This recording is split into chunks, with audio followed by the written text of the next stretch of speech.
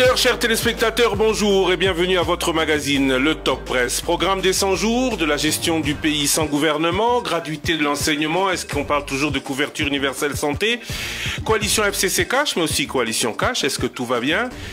On parlera de la crise actuelle. Opposition Lamouka qui propose une sortie de crise. Y a-t-il crise? Guerre à l'Est, rapprochement avec le Rwanda. Quelle est la situation sociale générale du pays? L'invité de l'émission Top Presse de ce jour est le directeur de cabinet du président de la République.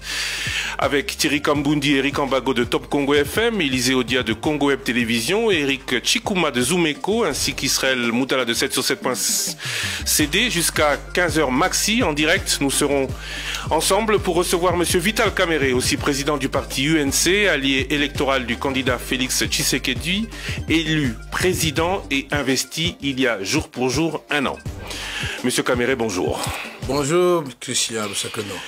Peut-on résumer l'an 1 de l'alternance démocratique par l'actuel échange de civilité entre les alliés Cash et FCC, le président de la République d'abord et la présidente de l'Assemblée nationale ensuite? Je vous remercie de l'opportunité que vous m'offrez pour parler de l'an 1 de la coalition, mais aussi de l'événement, puisque depuis 1960, c'est la première fois que notre pays connaît une alternance apaisée. Nous avons pour la première fois un président sortant qui était au pouvoir, remplacé par un président entrant qui était de l'opposition et l'opposition radicale, tous deux en vie. Ils se côtoient, ça fait plaisir puisque c'était le rêve de tous les Congolais de voir comme en Tanzanie, comme partout ailleurs, Bill Clinton à l'époque avec Obama qui débarque avec George Bush, Odey Mandela. C'est ce Congo-là que nous voulons. Mais c'est un événement aussi parce que le prophète de malheur disait que les Congolais eux-mêmes ne sauront pas organiser les élections. Et ça, c'est à mettre au crédit du président sortant. Il avait décidé, moi-même je ne croyais pas, que nous allons financer les élections seuls. Et nous allons les organiser seuls. Les élections où il y est. Il n'y a pas eu hécatombe, il n'y a pas eu apocalypse. C'est très important. Mais deux, nous devons aussi reconnaître que si le plan interne, les choses ont changé.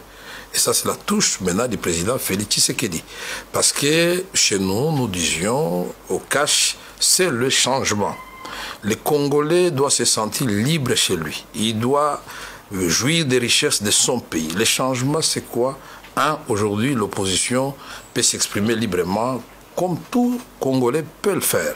Aujourd'hui, les manifestations de l'opposition se multiplient, sans bavure, sans mort, sans blessure, sans blessés. Et j'allais dire, aujourd'hui, le Congo, sur le plan interne, devient fréquentable. En peu de temps, nous avons vu défiler le président, et pas de moindre, d'abord en commençant par nos voisins, le président Joao Lourenço de l'Angola, le président Paul Kagame du Rwanda, le président Denis Sassou Nguesso du Congo-Brazzaville, le président Edgar Lungu de la Zambie, le président Touadéra de la République centrafricaine, et les autres viendront. Mais si le plan international, le Congo est devenu aussi fréquentable. C'était le deuxième défi qu'il fallait relever. Il ne fallait pas qu'on voit ce Congo toujours de viol, ce Congo où on torture, ce Congo où les gens sont malheureux. Aujourd'hui, le président de la République a déployé une diplomatie au niveau de la sous-région, mais au-delà de la sous-région, au niveau de l'Europe, de l'Amérique, de la Russie et de l'Asie bientôt. Et nous allons recevoir très rapidement, ici à Kinshasa, la date est connue, mais ce n'est pas à moi de le dire, c'est à la ministre d'État des Affaires étrangères de l'annoncer, le secrétaire d'État américain. Et comme vous le savez bien, le secrétaire d'État américain fait office de Premier ministre, pour ceux qui ne le savent pas, dans la hiérarchie, dans l'arsenal. Nous disons aussi, le changement c'est quoi? C'est que le président Félix Tshisekedi, aussitôt investi, a commencé d'abord là où les gens souffrent le plus, à l'est de la République démocratique du Congo. Il est allé à Lubumbashi puisqu'il y avait une criminalité urbaine, grandissante, inquiétante. Il est allé sur place et a demandé au général John Numbi et aux autres généraux qui étaient là-bas, mettez-moi fin à ça rapidement. Quels sont les moyens logistiques dont vous avez besoin? Et je ne voudrais pas que Lubumbashi soit à feu et à sang. Il est allé à Bukavu, il est allé à Goma, il est allé à Beni, il est allé à Kisangani. Beni, il faut dire une note particulière puisqu'il y avait des événements malheureux. Il y a Ebola et les gens qui meurent par le fait des groupes armés. Le président dit, je ne peux pas, moi, commencer à travailler, savoir les enfants de Béni. Et le président de la République a été à Kisangani, et puis finalement, il a refait le deuxième tour pour installer l'état-major avancé à Béni. Donc, nous pouvons dire aujourd'hui, sans nous tromper, que nous avons connu des moments forts, et je peux dire aussi une autre touche du président Félix Tshisekedi et de cette première année, il faut mettre au bilan, c'est que la formation du gouvernement lui-même, c'était un défi qu'il fallait relever. Un gouvernement où le président voulait voir un nombre significatif de femmes, un nombre significatif de jeunes. Je ne trahirai pas ici le secret d'État en disant que la feuille du Premier ministre, la copie, a été remise au moins 3 fois parce que le président n'était pas toujours satisfait du niveau de représentation des femmes et du niveau de représentation des jeunes. Aujourd'hui, on peut le dire, ce n'est pas suffisant, mais approcher le 20% pour les femmes au gouvernement, c'est pour la première fois depuis 1960. Avoir une femme ministre d'État des Affaires étrangères, c'est pour la deuxième fois après Ekila Lyonda. Avoir une femme vice-premier ministre aujourd'hui dans le gouvernement, c'est pour la première fois. Mais j'allais ajouter aussi que le président a pensé aux Congolais en disant on ne peut pas reconstruire le Congo sans former les Congolais. La gratuité de l'enseignement. Et le président a pensé aussi à la formation professionnelle, puisque depuis les années 60, quand on a formé nos parents à construire les caniveaux, les maisons, à réparer les véhicules, on n'a plus jamais formé cette main-d'œuvre. Et c'est ce spectacle désolant que vous voyez aujourd'hui, quand on doit construire nos routes, pour mélanger le béton, les Chinois doivent venir avec les Chinois. Nous voulons mettre fin à cela. Nous avons des jeunes qu'on peut former rapidement et qui peuvent faire ce travail. Nous allons former les jeunes pour que le sol ici, qui est très riche et fertile, estimé aujourd'hui à 120 millions d'hectares, capable de nourrir des milliards d'individus, résorber deux fois le déficit alimentaire mondial avec les bras des Congolais bien formés pour se produire de nourriture. Mais aussi, nous voulons que les minéraux du Congo ne soient plus exportés à l'État brut. Ils doivent être transformés sur place pour la valeur ajoutée et donner du travail et profiter d'abord et avant tout aux Congolais. Les autres questions, vous allez les poser, mais je voulais terminer en disant, le président Félix Tshisekedi, une fois investi, il n'a pas croisé les bras, il a dit nous devons répondre quand même aux besoins des populations congolaises. D'où le programme de 100 jours. Je crois que c'est de cela que nous allons parler aujourd'hui. Notamment. Le président a cohabité avec les ministres 100% FCC. Les gens ne se souviennent pas ça assez, puisqu'il n'a pas attendu. Pendant 6 mois, nous avons travaillé avec les ministres 100% FCC et on a démontré qu'il n'y a pas de mauvais et de bons d'un côté. Nous sommes tous Congolais. Et quand le système est mis en place, et quand il y a une volonté affichée, d'abord par les chefs, tout le monde peut travailler. Et nous avons fait des choses en peu de temps que le même ministre qui était au même poste n'ont pas pu faire avec plus de moyens. Voilà le miracle que nous appelons le miracle de Félix Tshisekedi. Voilà, ça c'est pour... Vous avez brossé tous les aspects positifs, mais maintenant il y a des aspects négatifs qui font craindre le pire pour la suite. Et je repose ma question, est-ce qu'on peut résumer aussi l'an 1 de la tendance démocratique avec, par les échanges courtois, entre guillemets, d'abord du président de la République à l'égard de la coalition et ensuite de la présidente de l'Assemblée nationale qui a rappelé certains principes de la Constitution. Oui, nous sommes dans ce qu'on appelle une œuvre humaine. Vous savez que la route qui mène vers l'espérance n'est pas une ligne droite, elle est jonchée d'obstacles. Je dirais même, mon père me disait, c'est une ligne brisée.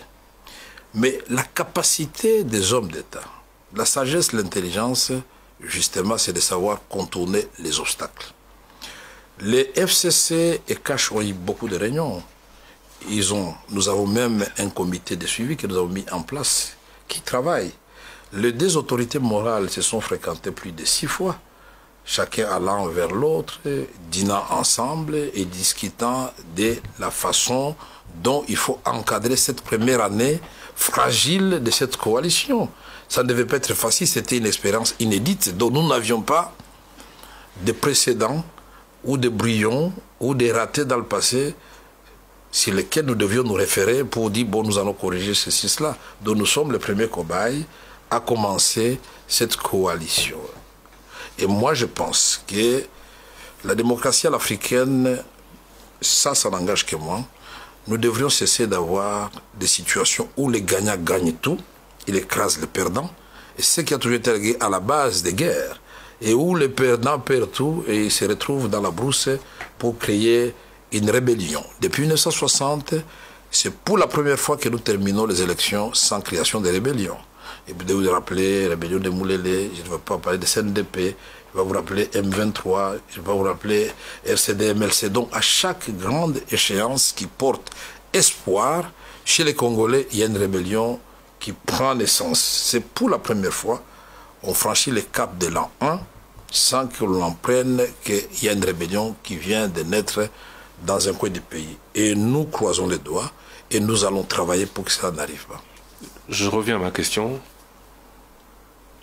Est-ce que les propos entendus ces derniers jours, d'abord du président qui ne semblait pas content de la coalition, puis de Mme Mabunda, peuvent faire craindre le pire pour la suite? Non, moi je suis optimiste de nature. Et c'est le contraire qui allait d'ailleurs étonner. Comment on peut faire une année sans avoir de petits incidents, de grands incidents? Ça doit arriver même dans votre famille, monsieur Lusakoueno. Il arrive que vous ne vous entendez pas avec votre frère, mais ce n'est pas pour autant qu'il cesse d'être votre frère. Vous devez trouver les voies et moyens, les parents doivent intervenir pour vous ramener au bon sentiment. Donc nous avons suivi des propos de part et d'autre, mais quand le président de la République, il ne faut pas créer la confusion dans les têtes de vos auditeurs. Il faut être précis, je sais que vous êtes en train de parler des déclarations du président à Londres, c'est de cela qu'il s'agit. Tout à fait. Très bien. Le président a pris l'habitude, et moi je l'encourage, c'est une marque de fabrique signée Félix Tshisekedi. Et ça ne pouvait pas être autrement, parce que c'est le peuple d'abord. Partout il passe, que ce soit à Kinshasa, il a l'habitude de s'arrêter même devant la porte de la cité de Louia. Il y a les gens qui touchent même les cortèges, des choses que vous ne voyez pas ni à l'époque de Mobutu, ni de le papa Laurent Désiré Kabila, ni de Joseph Kabila. Vous approchez le cortège où on vous chasse, vous êtes à 20 mètres.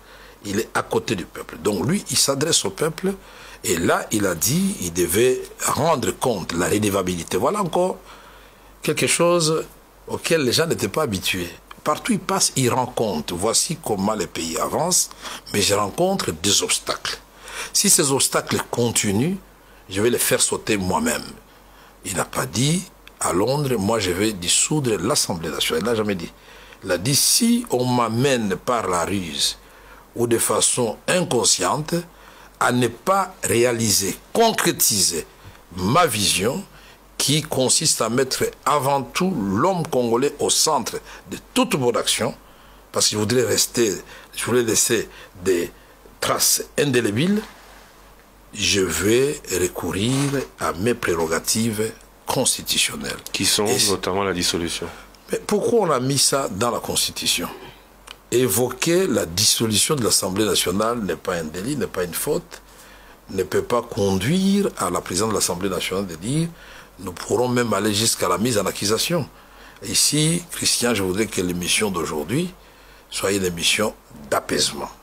Je voudrais apaiser tout le monde avec ma petite expérience de l'ancien président de l'Assemblée nationale pour dire que cette Chambre, à la fois que nous reconnaissons que la fonction du président est mythique, la Chambre basse aussi qui est le creuset de la démocratie devrait être aussi mythique. Et le comportement des députés et surtout de la première d'entre eux devait être exemplaire. Il faut faire attention, il ne faut pas jouer le feu. Donc aujourd'hui, cette histoire, cet incident appartient au passé? Non, je ne dis pas que ça appartient au passé. J'insiste et je persiste que l'on doit respecter le président de la République. Il incarne 90 millions d'âmes et des Congolais. On doit savoir qu'à cette fonction-là, on est garant de la paix, on est garant de la nation. Et je dois ajouter pour terminer que le président n'est pas responsable devant l'Assemblée nationale. Et il n'appartient pas, sur le plan déontologique, même si tel n'était pas le cas, même dans un ministère, un directeur de cabinet ne peut pas recadrer un ministre. Dans un gouvernement, un ministre ne peut pas recadrer un premier ministre. À ce moment-là, le Premier, s'il n'est pas content, il démissionne. Et donc, n'essayons pas d'ajouter de l'huile au feu. Nous allons tout simplement inviter Madame la Présidente de l'Assemblée nationale de comprendre qu'il y a des lignes qui ne font pas franchir. C'est ce que j'avais appelé hier la ligne rouge.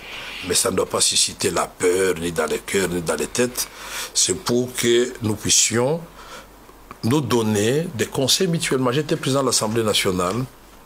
Je sais combien j'ai souffert. Elle a la chance. Il y a un comité de suivi des deux familles politiques. Mais moi, j'ai géré cette Assemblée nationale pendant que les MLC, les RCD, en permanence cherchaient comment vous rendre la vie difficile. Vous vous rappelez de tout ce qui s'est passé à l'Assemblée nationale.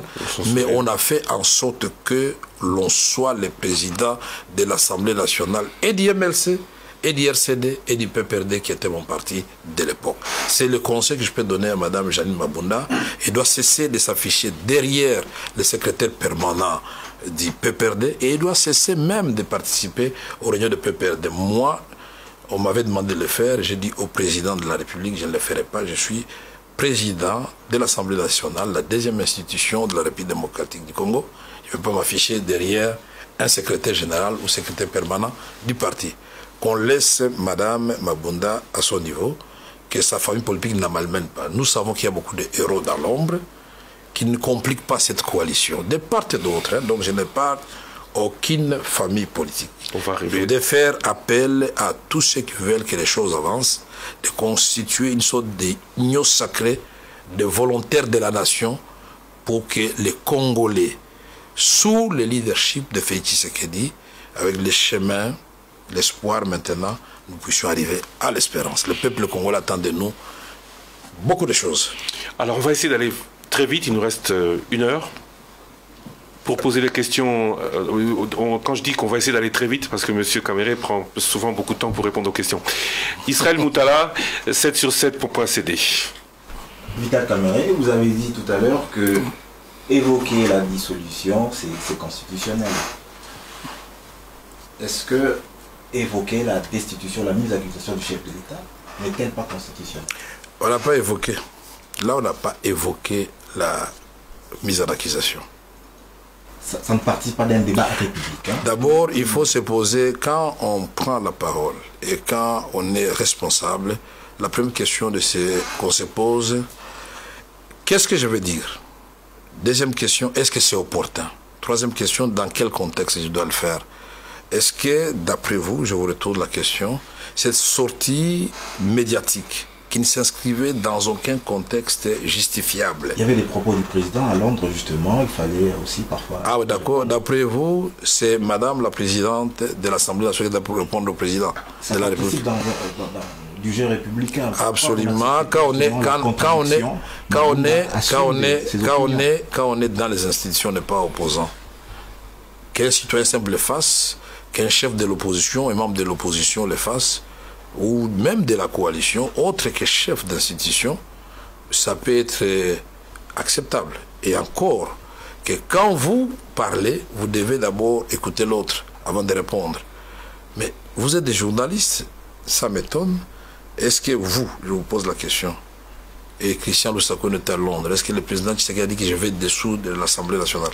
Non, c'était une hypothèse. Mais elle a répondu aussi par cette hypothèse. Elle a dit, elle a manifesté justement les caractéristiques d'une crise persistante et comment ça peut arriver. Et puis, elle a mis en relief la destitution, qui est aussi une possibilité constitutionnelle. Mais pourquoi vous vous en émouvez comme ça? Ah bon, je ne sais pas si vous me posez la question, je réponds, vous dites que les gens ne m'émouvent pas. Non, vous vous émouvez par rapport au propos de Mabunda, justement, parce que c'est un débat républicain. Qui vous a dit ça? Parce que vous avez dit qu'elle a franchi une ligne rouge.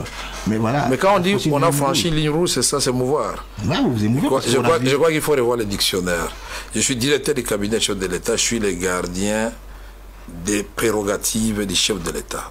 Donc, quand je sens quelque part que quelqu'un a dépassé les bornes, il est de mon devoir, après en avoir reçu l'autorisation du président de la République, de rappeler à la personne quel est son niveau exact dans la hiérarchie des institutions de la République. Nulle part où la Constitution permet à quiconque de recadrer le président de la République.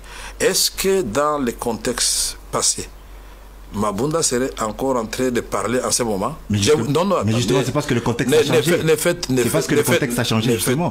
Vous n'avez pas la majorité. Vous posez des questions, c'est moi qui réponds. Ou alors nous changeons, moi je vous les pose, vous répondez et nous avançons.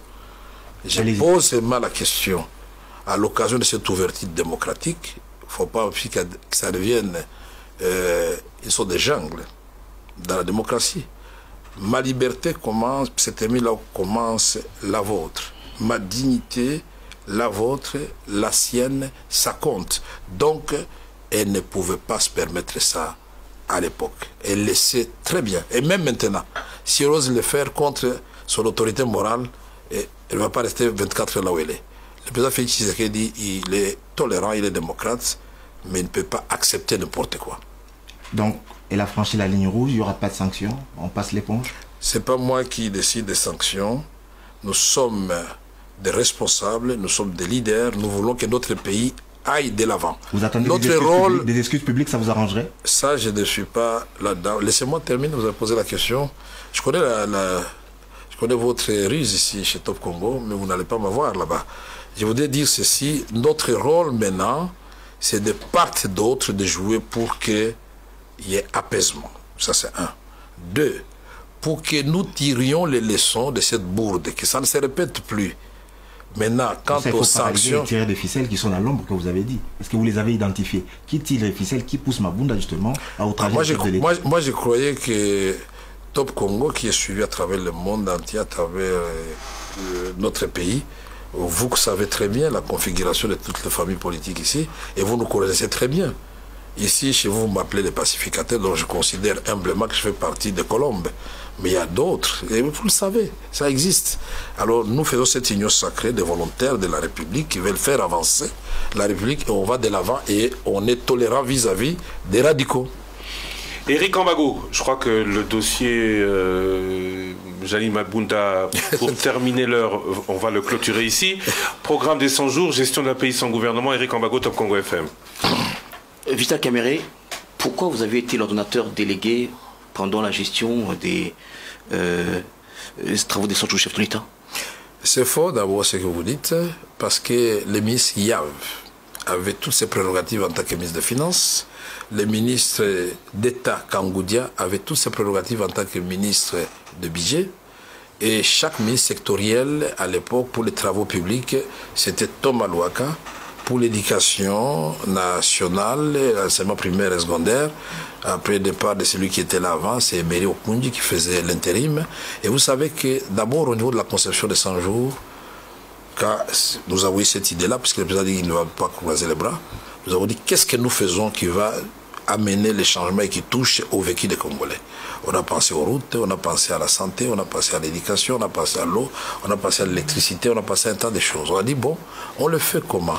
Nous ne sommes pas le gouvernement, mais en même temps, nous sommes dans une situation inédite. Nous n'avons pas de gouvernement, mais le président a déjà investi. Mais on attend l'investiture d'ailleurs de l'Assemblée nationale. Le bureau n'était pas encore élu. Si le bureau n'est pas élu, donc on n'a pas de gouvernement. Mais le gouvernement Tchibala est démissionnaire. On fait comment? Mais on travaille avec ceux qui sont là, au nom de la continuité des affaires de l'État. Tout devait être validé par vous? Validé par vous? Oui, ça j'ai dit et je le confirme avec force.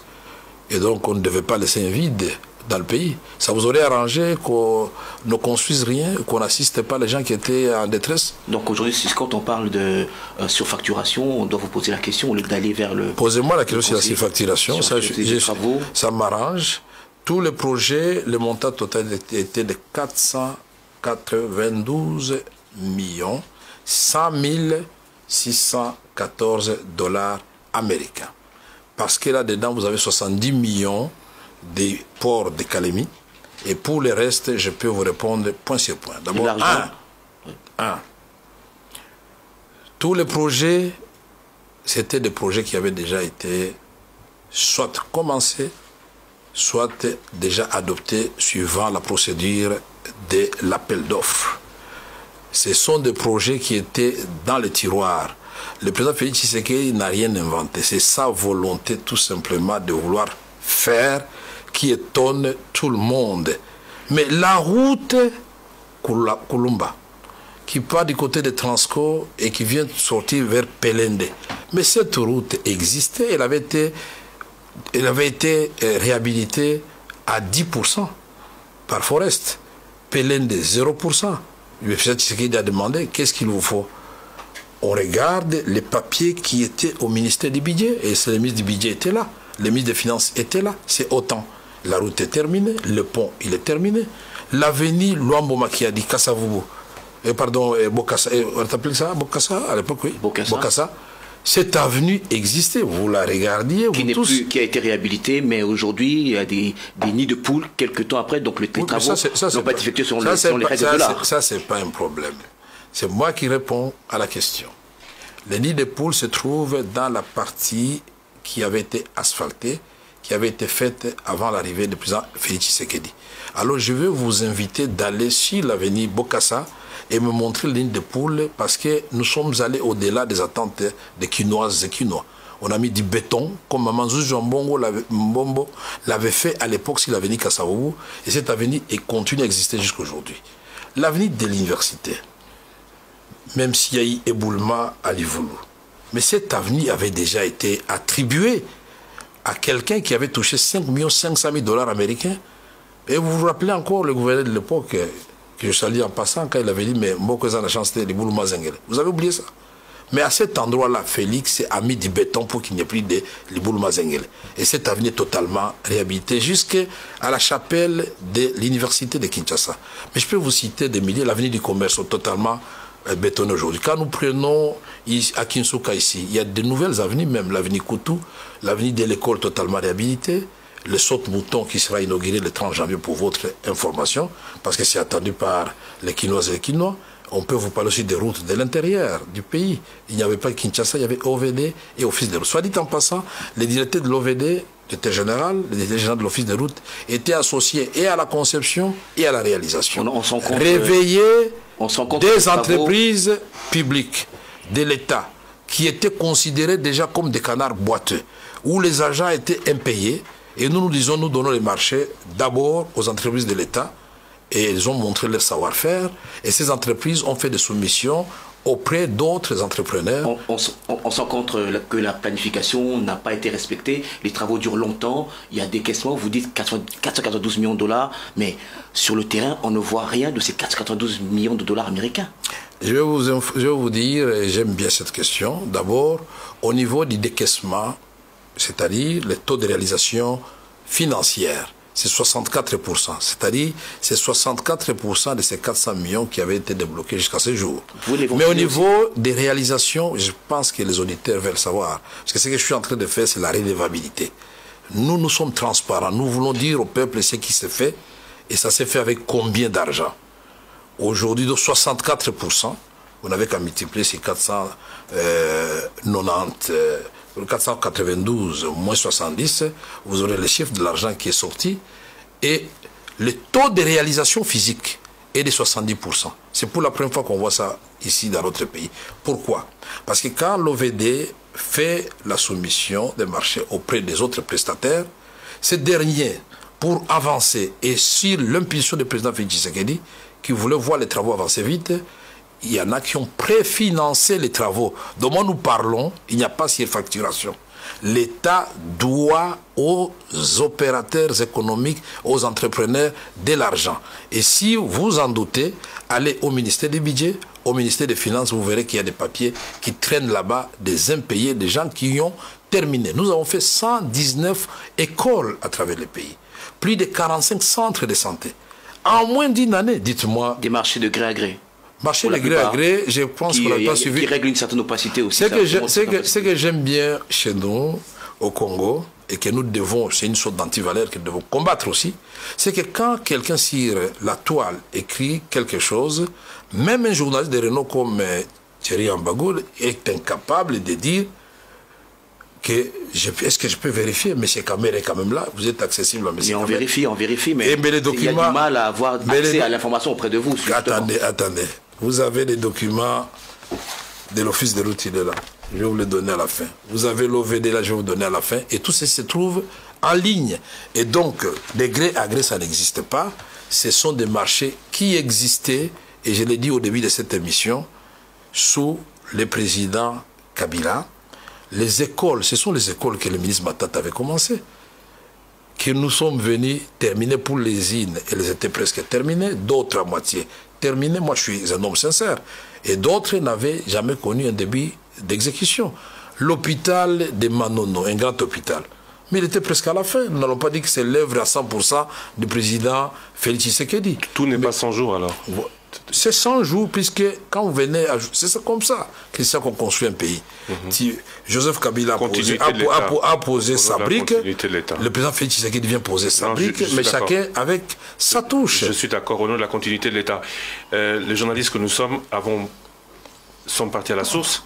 L'accord qui est pris entre le gouvernement et les entrepreneurs était versement de 60%, à la fin des travaux, versement du solde. Aujourd'hui, pourquoi tout est bloqué? Versement de quoi? 60% au début des travaux. Vous avez parlé de financement par et puis à la fin des travaux. À la fin des travaux, solde. Aujourd'hui, vous dites 70%. Donc les 30%, le gouvernement reconnaît ne pas les avoir versés encore, parce qu'il attend la fin des travaux. Qu'est-ce qu'attendent les entrepreneurs pour terminer ces travaux? Les entrepreneurs sont totalement asphyxiés. Ils ont préfinancé. Mais il ne faut pas oublier, puisqu'il faut que nous soyons sincères aussi. Entre-temps, nous sommes entrés en discussion avec le Fonds monétaire international. Mais nous étions en discussion depuis longtemps. Il ne faut pas dire qu'un mois après l'arrivée du gouvernement ici de l'Assemblée nationale, il faut mettre ici le crédit de ce gouvernement, la réussite des discussions avec le Fonds monétaire international. Vous avez commencé avec le ministre Yav, le ministre qui était là à l'époque, et d'autres qui sont venus, chacun a donné le meilleur de lui-même, y compris le ministre du gouvernement Ilunga. Et donc, il y avait des conditionnalités. Et quand M.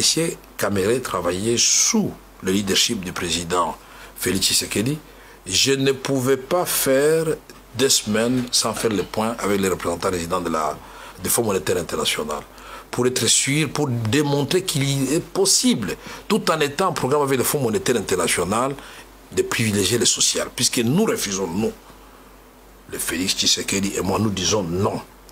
Si pour avoir un programme avec une institution financière internationale, il faut d'abord que les Congolais deviennent encore plus pauvres qu'avant, nous disons non.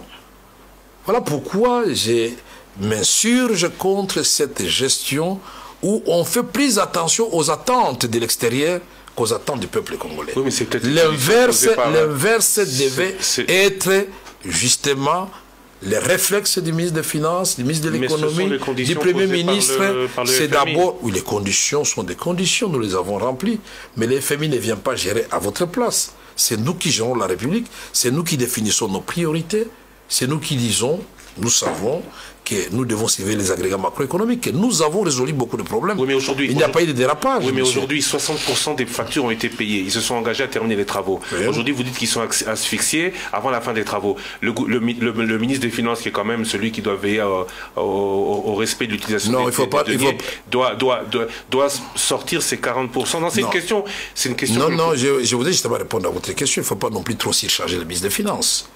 C'est le gouvernement, il y a ce qu'on appelle la solidarité gouvernementale. Même la plus belle femme du monde ne peut donner que ce qu'elle a. Mais c'est que nous voulons que la définition des priorités des dépenses soit transparente. Et ça s'est fait au comité de conjoncture chez le Premier ministre. Et désormais, nous allons suivre ça à la loupe. Pour qu'ensemble, nous disions, nous avons peu de moyens. Qu'est-ce que nous pouvons faire à la fois pour rencontrer les attentes du peuple congolais, mais ne pas aussi faire sauter le programme avec le Fonds monétaire international qui va nous rapporter au cours de cette année 1,5 milliard ou un peu plus. Mais ce que je sais est que le président de la République, tout en n'étant pas en programme avec le Fonds monétaire international, nous avons obtenu de la Banque mondiale 1,5 milliard de dollars américains. Nous avons pris de la base de 100 km. Encore sous condition. Hein. Non, il n'y a pas de condition. Les 380 millions, les premiers sont sortis. Il faut bien lire les conseils d'administration. Pour le Fonds monétaire s'est réuni là, c'est clair, les 368 millions de dollars, nous les aurons. Cela oui. Le Banque mondiale, oui aussi. C'était un engagement ferme de la Banque mondiale pour aider dans le secteur de la gratuité de l'enseignement primaire. Et donc, nous avons reçu de là-bas de 100 km de voirie pour la ville de Bukavu. Nous avons reçu de là-bas les études de faisabilité pour Inga 3. Nous avons reçu de là-bas le financement bientôt de 4800 MW. Est-ce que vous vous rendez compte en peu de temps ce qu'un homme peut faire alors que En 1982, quand Inga commence, nous étions autour à moins de 300 MW. Et en 82, c'est la dernière fois que le maréchal Mobutu a donné l'impulsion à Inga, et nous étions avec un accroissement de 1600 MW. Mais aujourd'hui, c'est un potentiel de 44 000 MW. Félix Tshisekedi, en moins d'une année, va commencer un vaste projet pour ajouter 4 800 MW. Mais son ambition est d'aller à 11 000 MW. Est-ce que ce n'est pas une bonne vision pour la République? Aujourd'hui, quand il y a des problèmes entre l'Éthiopie et l'Égypte autour du barrage conduit le plus grand d'Afrique, c'est un barrage de 3 700 MW. Nous devons avoir honte, nous qui avons un potentiel important. Et quand Félix vous dit ça, vous devez vous dire, quand même, notre pays, les ambitions commencent à s'afficher. Et c'est cela que nous voulons. Un grand Congo qui reconnaît sa place au cœur de l'Afrique, qui va impulser à la fois et la paix dans la région et le développement. Si le Congo se lève, tous les autres pays vont se lever. Le Rwanda peut devenir le Singapour peut-être, le Congo la Chine, l'Angola le Japon, et ainsi de suite. Donc nous pouvons ici, autour de cette sous-région, créer des pays où il fera beau vivre et personne ne va agresser personne. Parce que chacun aura la prospérité chez lui, et c'est ça la solution à l'insécurité, la paix dans l'ensemble de la région. Thierry Kambundi, Top Congo FM. Monsieur Vital Kamerhe, le problème de la République démocratique du Congo, que je sache, n'a jamais été l'ambition. Parce que quand vous lisez même les discours des précédents dirigeants, ils étaient toujours aussi ambitieux que ceux des dirigeants actuels. Mais le problème, c'est comment vous faites les choses. Puisque vous avez parlé de redevabilité, vous avez affirmé que vous avez été autant transparent concernant le programme des 100 jours. Pourquoi vous n'avez jamais rendu compte à la population? Pourquoi même la conférence de presse annoncée par la présidence de la République, lorsqu'il y a eu toutes ces polémiques autour de la gestion du programme des 100 jours, n'a jamais eu lieu? Merci beaucoup. Vous savez, rendre compte au peuple, ce n'est pas nécessairement à travers les conférences de presse. Ça c'est fait. Nous le disons, on fait des reportages. Nos journalistes comme on dit, accrédités à la présidence le font. Mais pour bien rendre compte à la nation, je crois que c'est à travers la Chambre basse. Et voilà le travail de l'Assemblée nationale. On a adopté le programme du Premier ministre Ilunga Ilunkamba depuis le 6 septembre. Moi, je serai à la place de Mme Jali Bamunda. Je ne ferai pas de déclaration pour recadrer le président. J'appellerai le Premier ministre, comme moi je l'avais fait avec Gizenga à l'époque, pour me dire, tiens, nous avons adopté le programme ici. Chez moi, à Bumba, vous allez construire je ne sais pas quoi. Chez tel, vous allez faire ceci, tel député. Puis ce sont des représentants du peuple là-bas, dans cette chambre. Dites-nous où est-ce que vous en êtes. Où sont les ponts que vous nous avez promis? Où est l'amélioration de telle ou telle situation? Et là, les choses vont marcher. Si je parle de redevabilité, c'est juste... Je vais prendre un exemple pour l'illustrer. Oui. La seule fois qu'on a entendu le coordonnateur des programmes des 100 jours s'élever pour apporter des précisions concernant l'utilisation des fonds alloués à ces programmes, c'est lorsque l'ODEP a sorti un programme qui vous a chargé. Avant cela, il n'y a rien eu comme information. Et vous le dites le plus sérieusement du monde. Programme qui vous a accusé. Je suis très content. Et alors, vous allez montrer cette copie que je vais vous laisser aux amis de l'ODEP et ils vont me dire où est-ce qu'ils ont été chercher leur... Je voudrais qu'on le filme bien. C'est cette caméra-là. Alors, vous verrez bien le montant. Je vous ai fait la synthèse du programme. Le montant total, c'est 492 100 614 dollars américains. Et je vous ai dit, le taux de réalisation financière est de 64%. Et je vous ai dit que le taux de réalisation physique est de 70%. Alors quand l'ODEP dit, il nous surcharge, et l'ODEP, j'ai noté qu'il a parlé de 180 millions d'un marché de gré à gré. Il a tort d'avoir raison ou raison d'avoir tort. Pourquoi justement les 180 millions de dollars américains, je vais vous les souligner parce que quand vous regardez cette autre fiche, c'est une très bonne question. Et là, ça nous permet de... Ces tableaux ont été montés, confectionnés par la présidence de la République, pas par une structure indépendante? Pas par le président de la République. Par la présidente de la République et les ministres sectoriels. Voilà, c'est ce que vous devez savoir et vous allez le vérifier. Là-dedans, quand ils disent marché de gré à gré, c'est les 180 millions de dollars de Perenco. Voilà un opérateur économique que nous avons accablé pendant longtemps, tous de l'opposition comme de la majorité. Comment on peut prendre du pétrole à Mwanda, dans les Bas-Congo, Congo central, et que les gens de Congo central se retrouvent dans la pauvreté? Comment on peut prendre du pétrole à Mwanda et que Mwanda se retrouve dans le noir?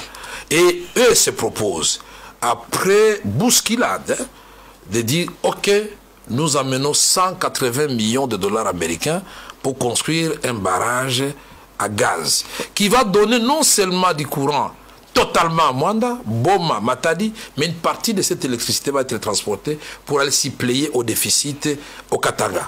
Et donc ça, vous appelez ça marché de gré à gré. Je reviens, monsieur. Et il a son argent, si vous le permettez, il vous l'apporte, il vous dit, je vais vous construire le barrage. Et nous allons dire, non monsieur, nous sommes dans les modalités pour faire aboutir ça. Le président de parti s'est reposé je reviens, si à vous le Mwanda, permettez. il a visité les installations de Perenco, et il n'a pas été très tendre avec eux. Il a dit, même si vous allez construire le barrage, moi je ne suis pas encore convaincu que la manne pétrolière profite aux population du Congo central. Monsieur Kamere, et aux Congolais. Merci beaucoup pour toutes ces infos. Je reviens au programme des 100 jours avant de passer peut-être à la composition du cabinet du président de la République parce que ça fait partie de ce chapitre. Ça vous intéresse aussi? Oui, absolument. Très bien.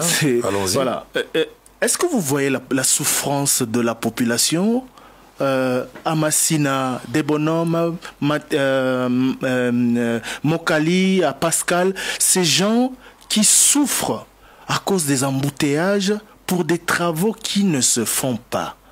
Je vous entends parler avec une certaine, un certain relâchement, alors que les Congolais souffrent au quotidien. Les embouteillages ont accru à Kinshasa suite aux travaux des sautes-moutons qui ne se font pas ou presque partout à travers le pays, la ville. Vous savez, messieurs les journalistes, quand vous posez une question, il faut faire aussi attention. Puis quand vous affirmez dans votre question des choses qui sont fausses, elles peuvent être de nature à révolter aussi la population. Quand vous dites que les travaux ne se font pas, puisque les travaux ne se font pas, donc il n'y a pas d'embouteillage, donc la route est restée telle que le président Kabila avait laissé. Je parle des chantiers qui sont à l'arrêt. Ah, les chantiers à l'arrêt. Là, vous avez évolué. Je peux citer Bitabé. Oui, d'accord, vous avez évolué. Très bien, mais c'est bien. Mais pour faire passer l'ancien boulevard Lumumba des 2 bandes ou 3 bandes à 8 bandes, on a attendu combien de temps? 3 ans et demi. 3 ans et demi, s'il vous plaît. Les sautes de moutons là, l'inauguration finale était prévue le 25 décembre. Mais les derniers paiements pour l'OVD et l'Office de route, et je le connais par cœur, datent du mois de septembre à la suite de la programmation que le Premier ministre avait faite. Le montant total, 8 millions de dollars. 5 millions pour l'Office de route, sur lesquels on a défalqué 1 million pour sauver Gramalik, quand nous avons, nous la présidence, crié en disant non, attention, il faut faire attention, si on laisse cette érosion évoluer, on va dépenser plus qu'1 million. De l'Office de route est resté avec 4 millions. 3 millions pour l'OVD. Et les besoins affichés par l'OVD et l'Office de route étaient respectivement, je crois, de 28 millions et de 20 millions autour de ces chiffres-là. Ils ont fait ce qu'ils devaient faire. D'ailleurs, moi, je les félicite. Puisque quand on disait aux Congolais qu'on va fabriquer des rampes, on va fabriquer des bétons armés dans les laboratoires français, les transporter dans les navires jusqu'à Kinshasa pour éviter les aventures de l'époque où cette histoire de passerelle était tombée sur les gens. Mais moi, aujourd'hui, quand je vois que Kisuka est terminé, c'est pas terminé. On a annoncé que le chef de l'État n'est jamais parti, mon frère, ça veut dire qu'il y avait un problème. Il faut aimer votre pays. Quand il y a un changement, il faut le saluer. On n'a jamais vu ça dans ce pays. Un président qui vient sans gouvernement et il fait ce qu'il est en train de faire. Kinsuka sera inauguré le 30 janvier. S'il n'est pas inauguré, vous m'appelez M. Kamere, où est-ce que vous êtes passé? Vous étiez déjà là la dernière fois. Oui, mais c'est terminé. Les sautes moutons est terminé. Parlons des chantiers qui sont à l'arrêt. Laissez-moi continuer. Mais laissez-moi continuer. Je vous en prie. Quand vous passez réellement sur Sosibat, vous ne voyez pas cet état d'avancement des travaux. Alors, quand vous arrivez sur Mandela, attendez, mais j'évolue. Quand vous arrivez sur Rond-Point Mandela, vous allez dire vraiment avec tous les sérieux du monde que les travaux ne se font pas. On peut aller à Tchangou maintenant? Oui, quand vous allez sur des bonhommes, vous allez dire que les travaux ne se font pas? J'y étais. Les travaux se font et suffisamment avancés et d'attendre qu'un dernier coup. Ce que vous ne savez pas, c'est ceci. Je vais vous donner une information que vous n'avez pas. Et je serais content que vous invitiez à la fois les DG de l'Office de route et de l'OVD. Le béton pour les sautes-moutons, pour sécher, c'est 45 jours, monsieur. Même si vous voulez continuer les travaux, vous devez attendre, il y a une date qu'ils ont donnée, je crois autour du 5 février, ils vont mettre la dernière rampe. Mais pourvu que les finances aussi suivent. C'est bien que vous posiez ce genre de questions pour y répondre.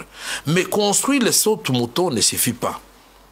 C'est comme ça que dans le cas du programme de 100 jours, nous avons prévu la commande de bus pour renforcer Transco qui vont venir. Parce que vous avez beau construire des routes, les gens de Massina marchent à pied, même quand il n'y a pas d'embouteillage. Ce ne sont pas les gens qui marchent, les pauvres là qui marchent à pied, qui sont dans les embouteillages. C'est vous qui avez des voitures, nous qui avons des voitures, qui nous plaignons. Et nous voulons nous cacher derrière la population, dire oui, la population souffre des embouteillages. Non, c'est nous, les gens des voitures. Est-ce que vous avez déjà acheté des bus à la population pour dire qu'elle souffre d'embouteillage?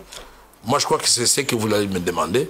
Oui, comme M. Kabele, qu'est-ce que vous attendez pour acheter des bus à la population, les trains urbains? Voilà ce qu'on attendait de vous. Je reviens à la composition du cabinet du président de la République et à tous les scandales qui ont caractérisé également l'an 1 du président, l'affaire 15 millions, la taille du cabinet du président de la République.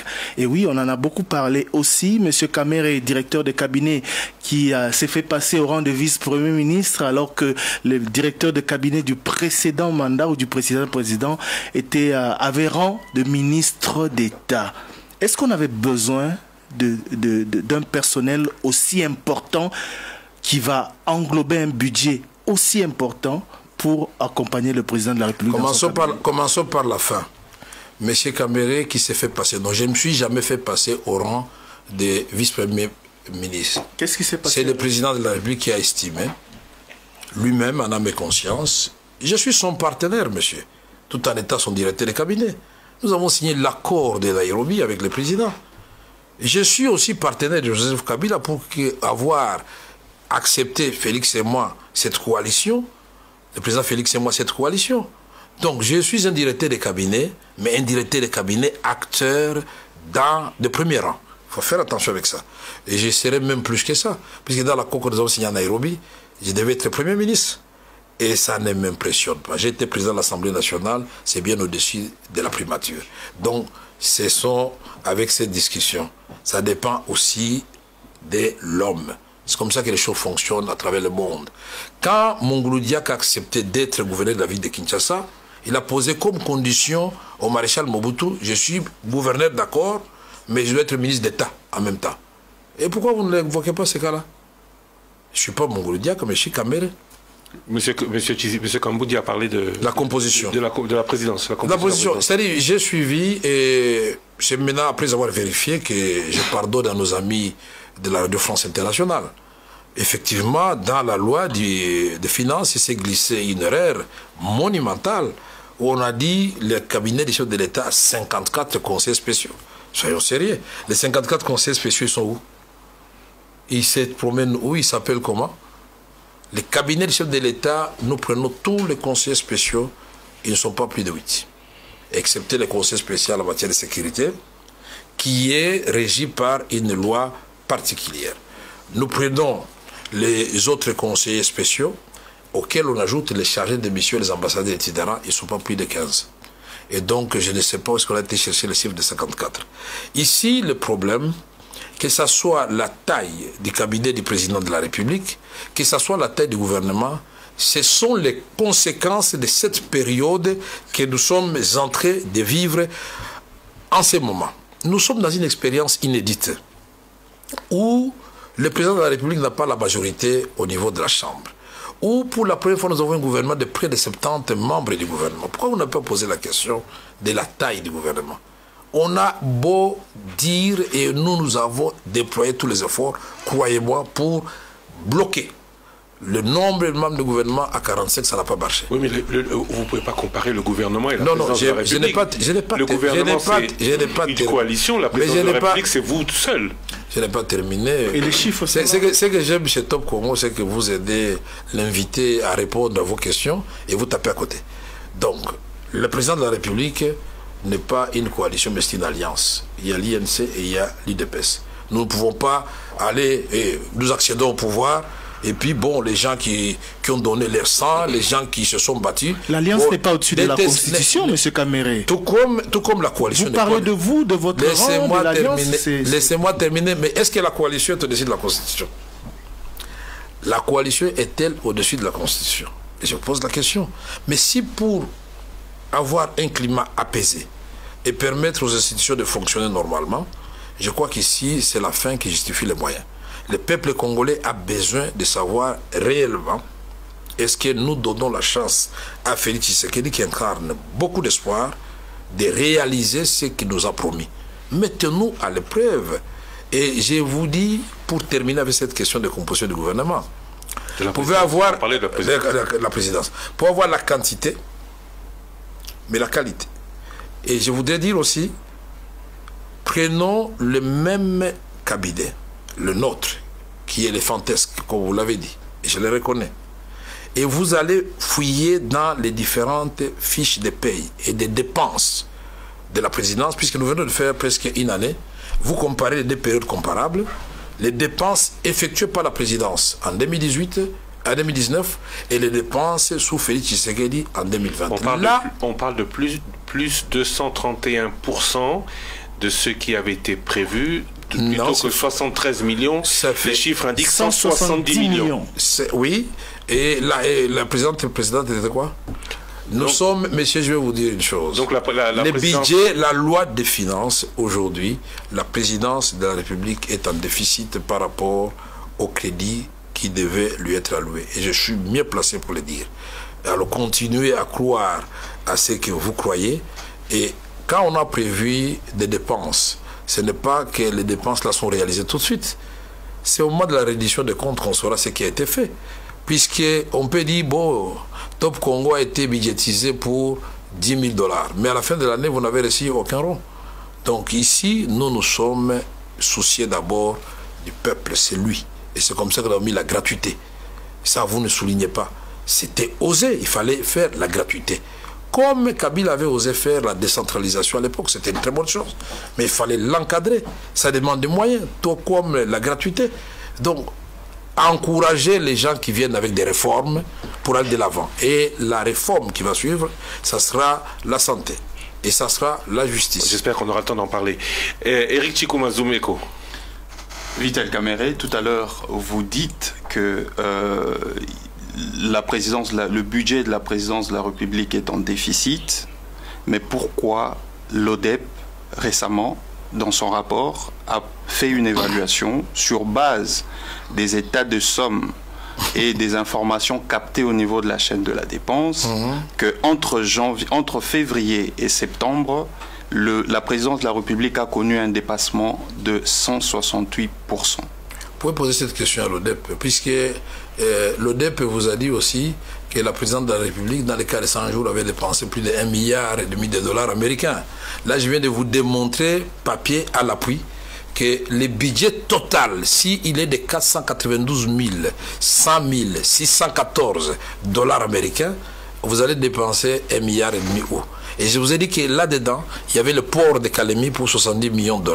Et je viens de vous démontrer qu'il y a 180 millions de $ que l'ODEP prétendait être un marché à gré à gré, mais qui est au fait un engagement de Perenco pour construire un barrage. Et ce n'est pas une mauvaise chose. Mais l'ODEP, par manque d'informations, d'après son rapport, j'invite...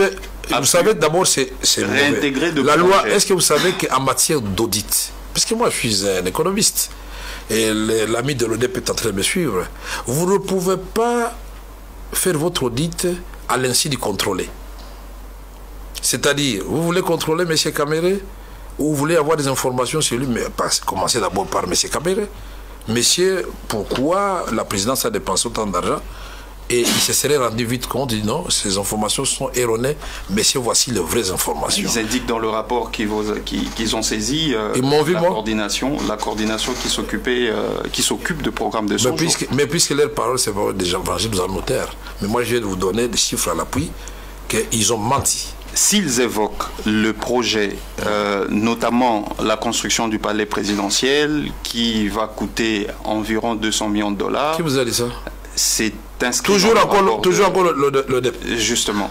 Mais c'est incroyable ça. Ce n'était pas prévu dans le programme. Attendez, je vais vous donner les chiffres et vous allez être étonnés. Palais présidentiel. Voilà. Pas palais présidentiel seulement. Ouais, tous les sites de Mongaliema, ça fait 54 hectares. Vous ne le savez pas. Tous les sites de Mongaliema, 54 hectares. C'est les capitales de certains pays dans les îles. Tous les sites de Mongaliema, c'est 13 km de route là à l'intérieur des sites de Mongaliema. Ça, vous ne le savez pas. Tous les sites de Mongaliema, c'est plus de 1000 maisons qui sont là-dedans. Ça, vous ne le savez pas non plus. C'est des écoles dans les sites de Mongaliema. Et voilà, les marchés. Vous pouvez appeler M. Willingopos, il est en Suède à l'étranger. Le Premier ministre peut venir confirmer ça ici. Nous avons bien fait les choses. Ces marchés-là, pas pour le palais présidentiel, pour l'ensemble du site, c'est 67 millions de dollars américains. 1 kilomètre de route asphaltée coûte combien? Comme ça, vous pouvez commencer à faire 1 million de dollars, ça dépend des standards. Commencez maintenant des déductions. Et là, vous allez voir les maisons et tout ce qu'on doit réhabiliter, y compris le parc d'attractions qu'il a, c'est 54 hectares. Alors quand vous me parlez, quand l'ODEP vous dit 200 millions, et moi je vous dis près de 70 millions, et vous pouvez avoir accès à ces documents, et c'est la société Malta Forest qui le fait. Vous pouvez aller voir la société Malta Forest. Donc je suis en train d'apprendre des choses.